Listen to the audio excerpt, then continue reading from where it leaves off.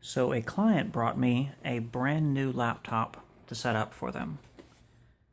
It's an HP, and let's see, it's a HP Pavilion 15-AU023CL.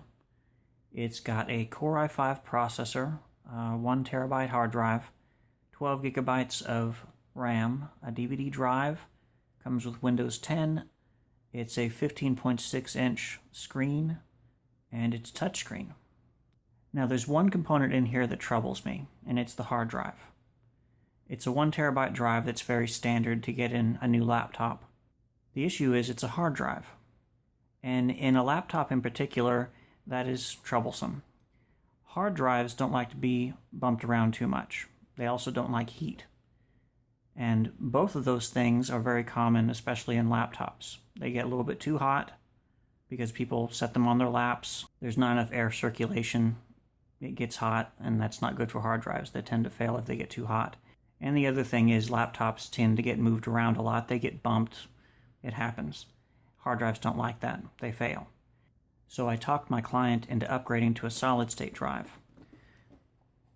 I got them a SanDisk SSD Plus, and it's a 240 gigabyte drive.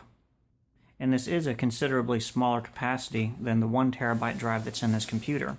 The thing is, they, like most people, don't need anywhere near that amount of drive space. I find that most of my clients only use, 10 or 15 gigabytes of drive space for their files. So really, having a 1 terabyte drive for the majority of people is just overkill. Beyond reliability that a solid-state drive gives you, the other huge benefit is just overall speed. The hard drive in a computer is without a doubt the slowest component. Unless you get a really low-end processor, the hard drive is going to be the bottleneck.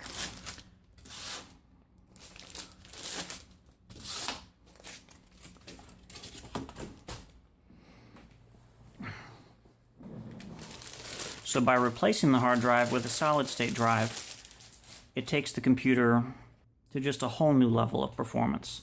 If you're used to using a computer with a hard drive in it, and you get upgraded to a solid-state drive, it is just amazing the difference. It's like night and day. That is, of course, like I said, unless there's another component that's really slowing it down, like a low-end processor. Any of the AMD E-series processors are really slow. If you have an Intel processor and it's a Pentium, it's probably pretty slow. Okay, so what I'm going to do is get the computer started up with still having the hard drive in it. I'm going to go through the initial setup, get the computer basically working, and I'm going to time how long it takes for the computer to start up from when I press the power button until the computer is at the desktop and I can open up a browser and go to a website. And then I'm going to replace the hard drive with a solid-state drive, redo that test so we can see the difference. Alright, so I've got the AC power plugged in. I'm going to go ahead and turn it on. And the reason I'm doing this before just going ahead and replacing the drive with the solid-state drive is it's a good idea to power the computer up and make sure it basically works. If it has a problem, you can go about fixing it or just going and getting a replacement computer without having to worry about, did I break something when I opened up the case, or is it a problem with the cloning of the data to the solid-state drive? Basically just make sure the computer works as it is out of the box before you go changing things. This is going to take a little while, so I'll go ahead and speed things up.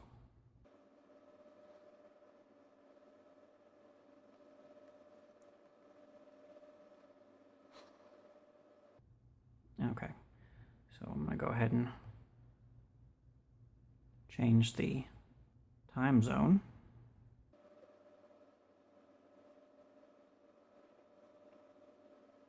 I'll choose the Wi-Fi network and enter the security key. The express settings is what I always choose.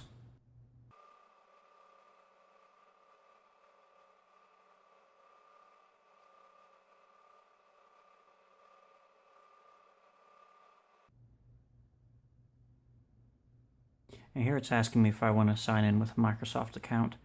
I don't generally do this. I'll skip this step.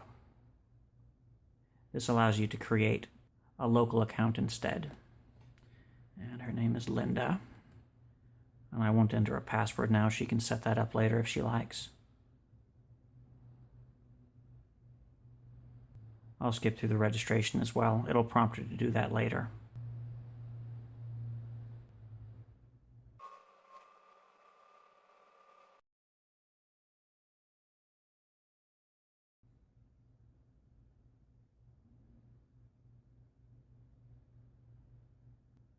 Okay, so we're at the desktop, and I'm going to open up the Edge browser, and I'm going to make it so that when I open up the Edge browser,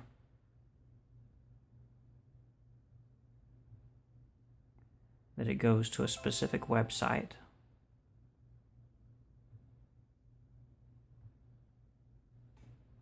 www.google.com. So I'm doing this to find out how long it takes for the computer to get to the point where it's usable after it's turned on. So if I go to the Edge browser, it goes to google.com. That's good. Okay, so what I'm going to do is get the computer shut down.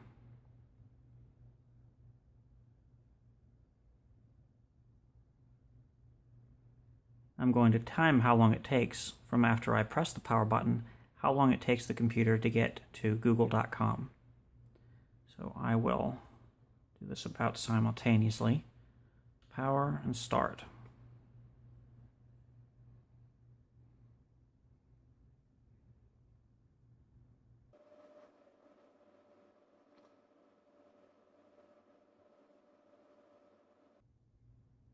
Okay, about 40 seconds to get to the desktop. If I hit the Edge browser,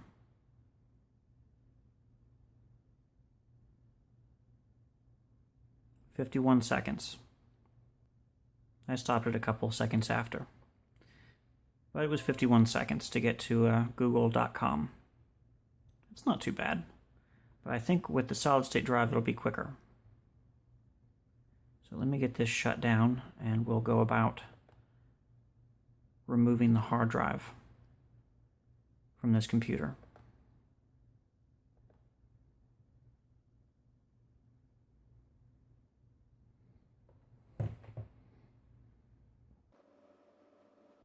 Just waiting for this power light to go out.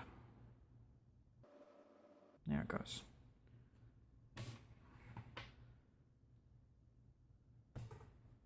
So let's see. On the bottom here.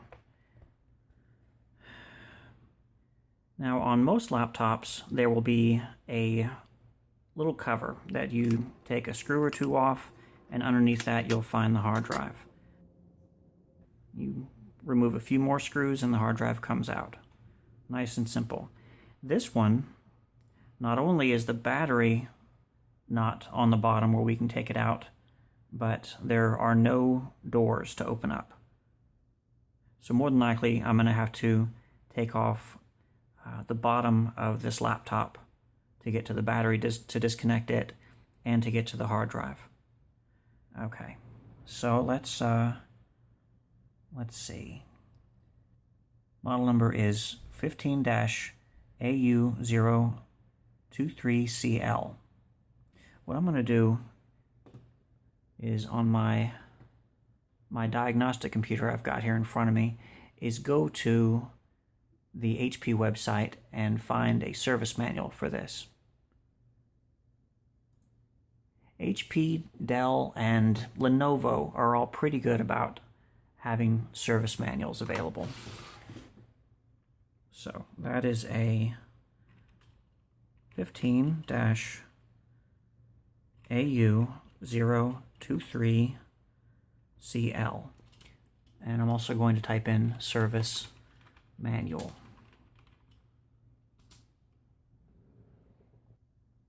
Okay, got a link here to the HP website in the support section for manuals for this particular laptop. And I'll go to the maintenance and service guide.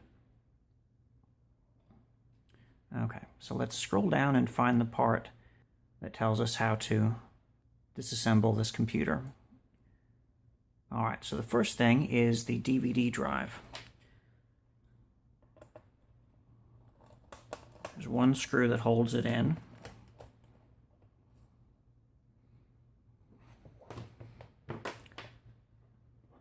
And comes out the side.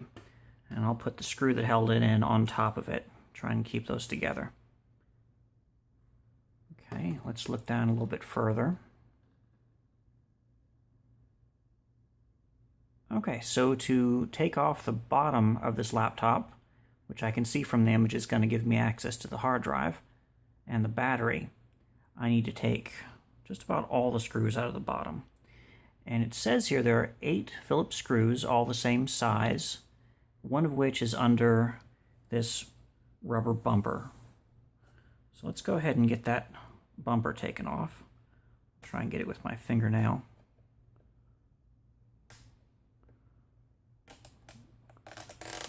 Okay. I'm just going to set it upside down so I don't mess up the glue that's on it. That way it'll go back on and stay on. And there is indeed one screw under it. Appears to be the same size as the one that's held in the DVD drive. Okay. Go ahead and take out the rest of them.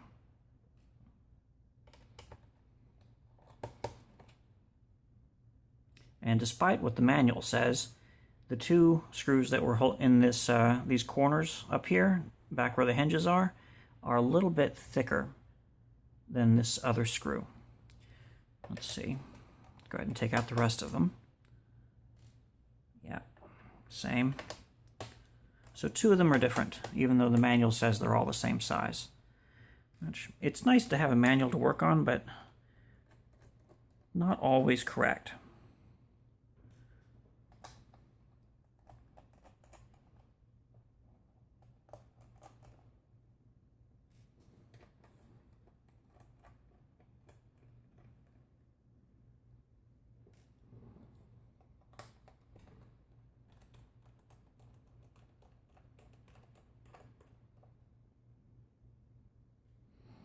Okay, see if I got them all.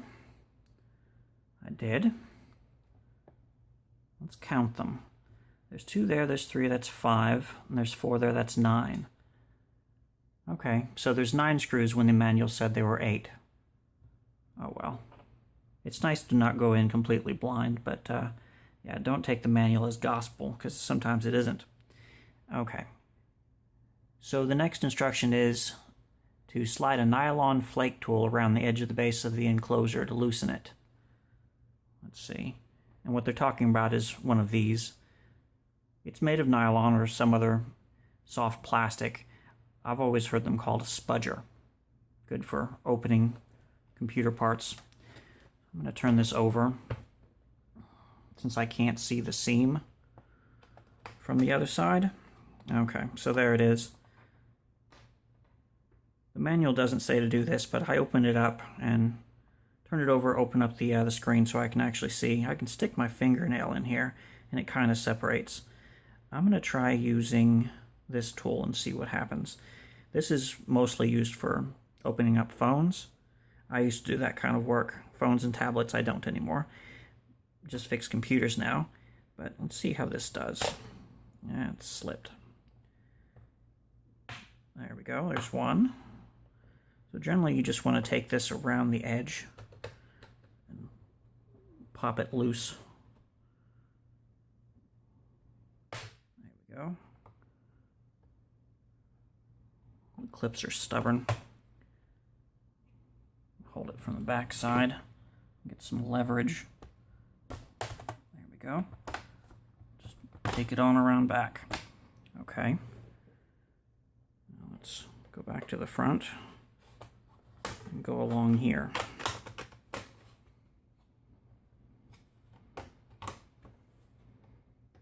Going around these corners is tough. Takes some extra pressure. There we go.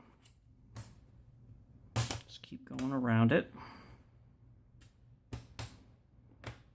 pretty good. All right. Now that I got it most of the way done, yeah, I can lift this up and it's just about there. Let me go ahead and turn this back over. Be careful not to press it down while I'm doing this and reattach it.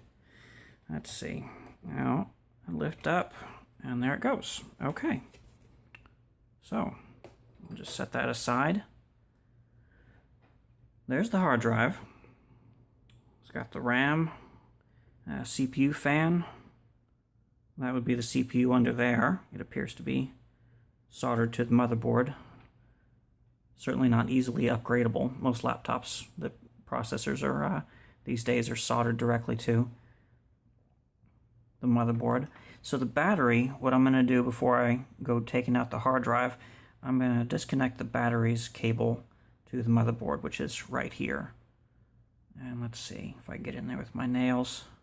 Just kind of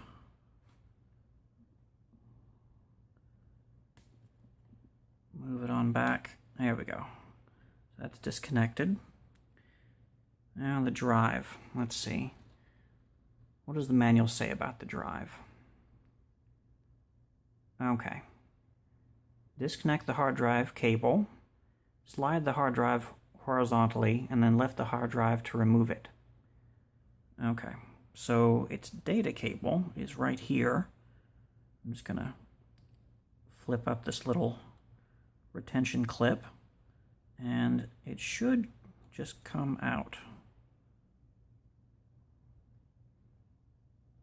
There we go. So it says to slide it horizontally. Let's try moving it. Doesn't appear to be budging. Let's try the other way. No. Okay, let's try just lifting up on it. Yep, there it goes. And that is the hard drive. Now, this little bit right here is kind of unusual. It's a little adapter. So this goes to the motherboard, and this right here is just a little adapter that you pull off. Leave that right down in there. And that is the hard drive. And it's got power and data connections. And these are the same power and data connections as you'd find on a desktop drive. And desktop drives are quite a bit bigger than this. Laptop drives are pretty much always this size. This one's a little bit thicker than usual. Let me show it to you next to the solid state drive, which I have right over here. So it's the same size, width-wise, and length. The solid state drive is thinner, but you'll notice the connections are the same. Power and data. Now there's two ways you can go here. You can either just put the solid state drive in the computer, power it on, but then you don't have Windows installed. You basically have to reinstall Windows onto this drive, which you can do. But what I'm going to do is show you how to clone the data that's on this hard drive to this solid state drive. Let me just put this cover back on temporarily. I'm not going to clip it or anything, just to cover it up. And what I'm going to do is use my diagnostic computer I have in front of me to clone the data. And clone basically just means to copy. It makes an exact copy of what's on the hard drive to the solid state drive, or from a solid state drive to a solid state drive if you're upgrading the capacity, or either way. Any kind of drive you can clone one to the other. So got that turned off. My diagnostic computer down here, I basically just leave open all the time. And what I'm going to do is connect a data cable to the solid state drive and also a power cable to it. I'm going to take another data cable and connect it to the hard drive. And you see these are keyed. I'm not sure this is going to show up on the camera, but there's a little notch that only allows it to go in one way for both the power and the data. Okay, so I'm just going to set these down in there in the case. That'll be fine. And I'll get it turned on.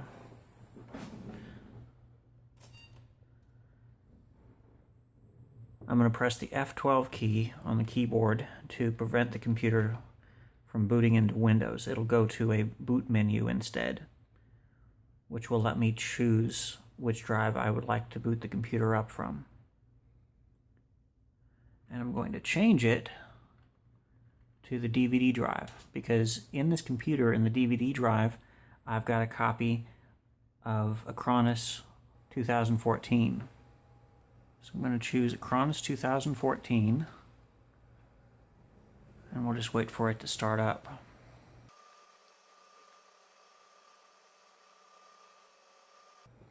I'm going to go to Tools and Utilities, Clone Disk, leave it set to Automatic, click Next. I'm going to choose the hard drive as the source and click Next. And the solid state drive, which is a SanDisk, as the destination. Next. And proceed. And it'll get going. I'm also going to tell it to shut the computer down when the operation is completed. So what this is doing is cloning all of the data from the hard drive to the solid state drive. This is the way that I do it. There are some more user-friendly ways to do this. Now, most people don't have an extra desktop laying around with unused power and data cables, because you need 2 of them to do what I just did. Plus, you need the disk for Acronis 2014 or whatever, just another version of Acronis. Now, this is another way to go about it. So it's a USB cable on one end, and on the other end, it's got power and data connections. So you plug this directly into the drive that you'd like to clone your current hard drive to. This is around $20 on Amazon.com. Now, you'll also need the software, and there's several options here. If you have a Seagate or a Western Digital drive, you can get the free version of Acronis from the manufacturers. So Seagate's is called Disk Wizard, and Western Digital's is called Western Digital True Image. The trick there is one of your hard drives has to be either a Seagate or a Western Digital drive. If you've got a Seagate hard drive, you get Disk Wizard. If you've got a Western Digital drive, you'd get Western Digital True Image. And it's very similar to this software. It allows you to make backups of partitions, restore partitions, and clone partitions. And both of them work in Windows. If you don't have a Seagate or a Western Digital hard drive, there's another software that you can get a free version of called Macrium Reflect. And it's very similar. It allows you to clone, backup, or restore partitions. That also runs in Windows. The reason I don't use any of those is because they run in Windows. And I've had too many problems where when I go to clone a drive, it just doesn't work. For some reason, the software can't get exclusive rights over the C drive or the hard drive that you're currently running on, and it just fails. And yeah, you can get it to work after you go through various troubleshooting techniques. But as much as I do cloning of drives, it makes a lot more sense just to have a bootable disk in the drive, plug the drives in like I just did, boot up to it, and get it done. It pretty much always works. Now, there is one piece of software that I've almost always got to work in Windows to clone a drive, and it comes with Samsung solid-state drives. So as of July of 2016, one of the most popular models of solid-state drives is the Samsung 850 EVO. It's a very good solid-state drive, fast, reliable, great warranty, and it comes with a software called Data Migration. So what you do is you plug in your new solid-state drive using one of these cables, the solid-state drive on this end, and this goes into one of the USB ports on the computer. You run this data migration software, and as long as you have a Samsung solid-state drive, it doesn't matter what kind of drive you're copying from, as long as you have a Samsung solid-state drive, it will allow you to do a full copy of everything on your computer on the C drive to the solid-state drive, which will then allow you to shut the computer down and replace the drive with the new solid-state drive.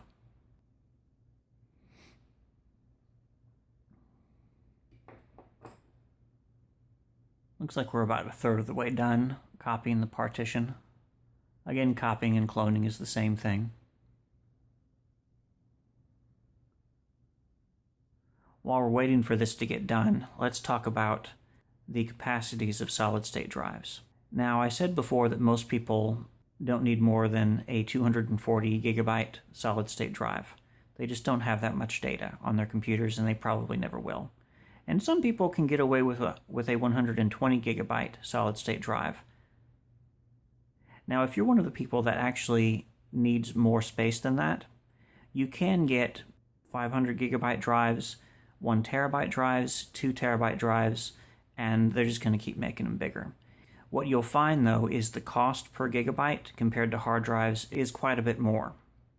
For instance, a 1 terabyte hard drive, like the one we're replacing in this laptop, you can get at the store for $40 or $50.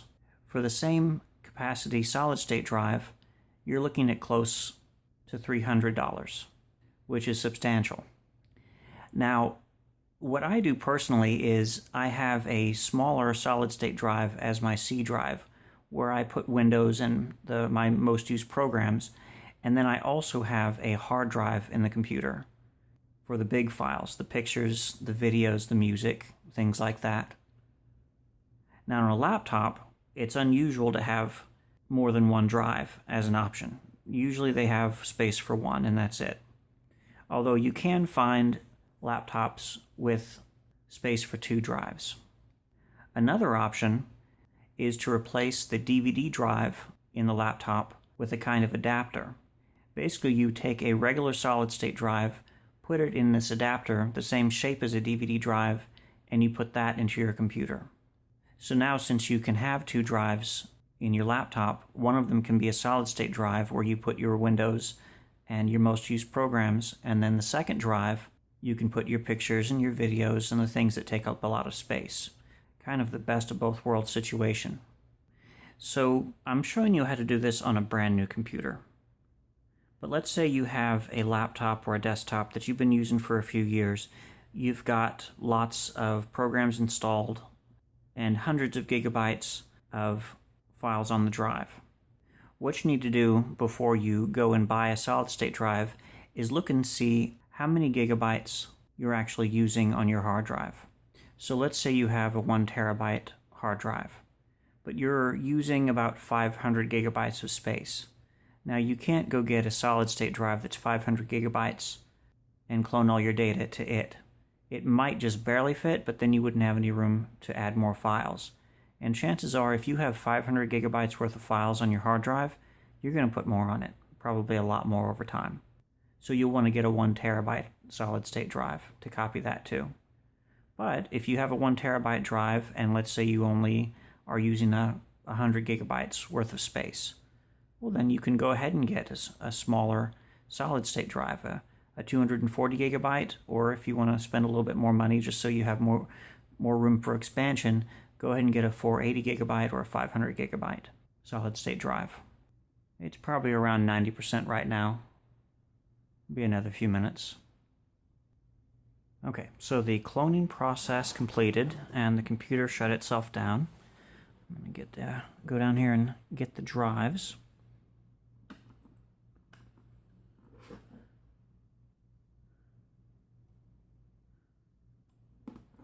Okay. So take this cover back off.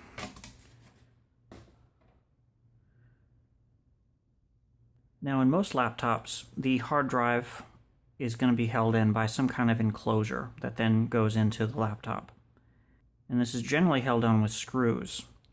On this laptop, it's just a couple of little side pieces that are basically just held in by these little nubs that go into the screw holes. So whether it's like this or with screws, what you want to do is make sure when you take off the little enclosure, whatever it is, that you put it back on the new drive in the same orientation. Now what I mean by that is you want to kind of hold the drive that you're taking the enclosure off of in the same orientation you're going to be holding the new drive. So I'm just going to set down the solid state drive there like that. I'm going to pull off these little side pieces and set down the hard drive. I'm going to put these side pieces on in the same way that I took them off the hard drive. Okay, so now I'm going to take this little adapter, push it on the solid state drive. Now I'm going to, on this one you kind of put these little nubs underneath there and then lower it down. Okay, then this little data cable I'll put back in its position.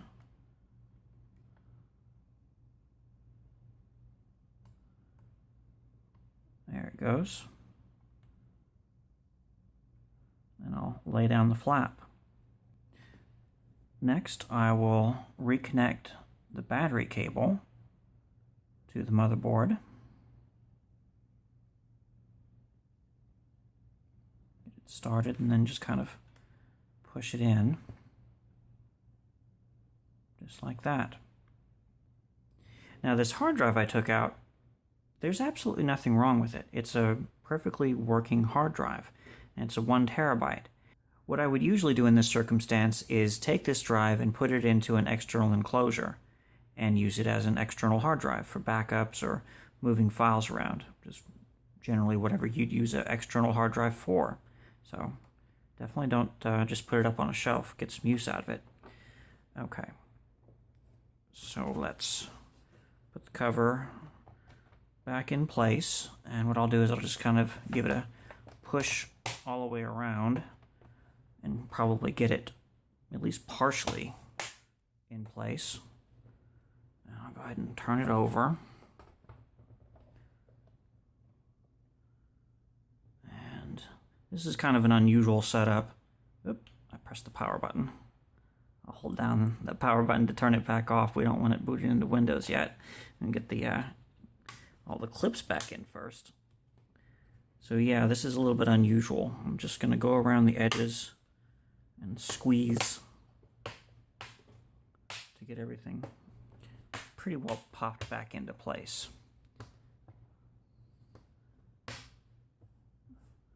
Okay, looks pretty good.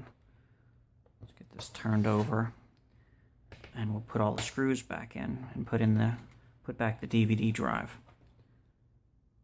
Okay.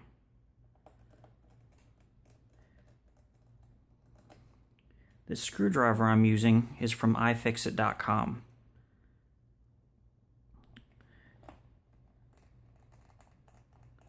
The version I have is probably 3 or 4 years old. They've got a newer one now that has probably a few more types of screwdriver heads.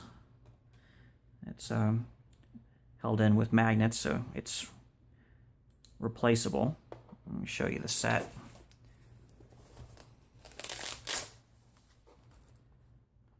So basically it's every kind of screwdriver head that you could think of they've got in this set. It also, if you buy the slightly upgraded version, it comes with various tools. I'll put links in the description. Highly recommended. Okay. Get the rest of these screws in.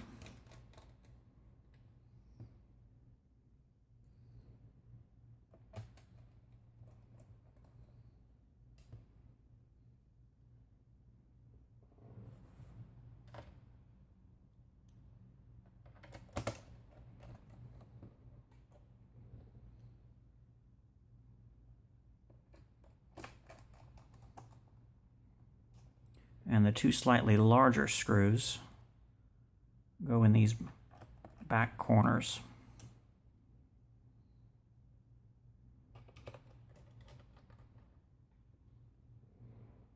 Okay. DVD drive. Get it lined up and push that in and put its screw back in the hole. Okay. Oh, wait a minute. Almost forgot. This little bumper.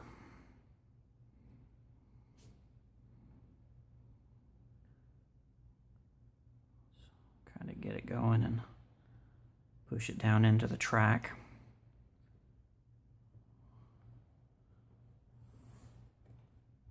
There you go.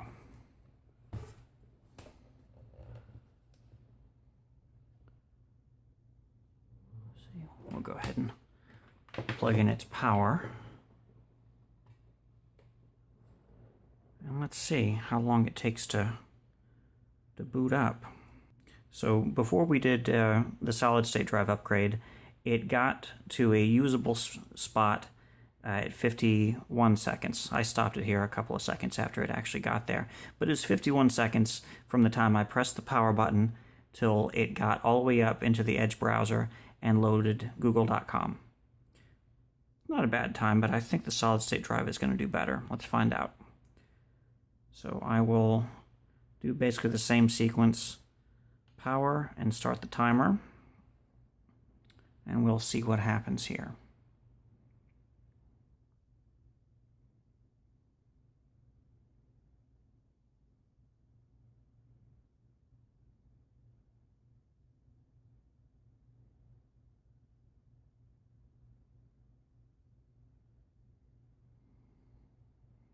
Okay, desktop, and loads the Edge browser. 28 seconds. That's a good improvement. Let's see. So you may be thinking, you know, so what? It boots up faster. But the thing is, the hard drive, if it's the bottleneck, it slows down just about everything. Every time you open a browser or a new program, or even switching between web pages is affected by the speed of the drive. So if it's a hard drive, it's going to add a significant amount of time. It just makes the computer feel sluggish when you're using the hard drive as your primary drive, your C drive, where Windows and all your programs are. You upgrade that to a solid state drive, and it's just night and day difference. It is really, I can't tell you how many times a client, after I upgraded their hard drive to a solid state drive, the astonishment at the speed increase and the realization of all the time they've wasted for probably sometimes years using a computer with a hard drive, all the time they've wasted waiting for the computer to do something. And for the most part, all that waiting just goes away when you upgrade to a solid state drive. I mean, you combine that with the reliability increase, I mean, it's a no-brainer. So my intention is, whenever I get a job like this to do from a client that I think might be interesting or useful information to other people, is to make a video on it. If you all want to see something in particular, how to fix something or do something computer related, let me know in the comments. Thanks for watching.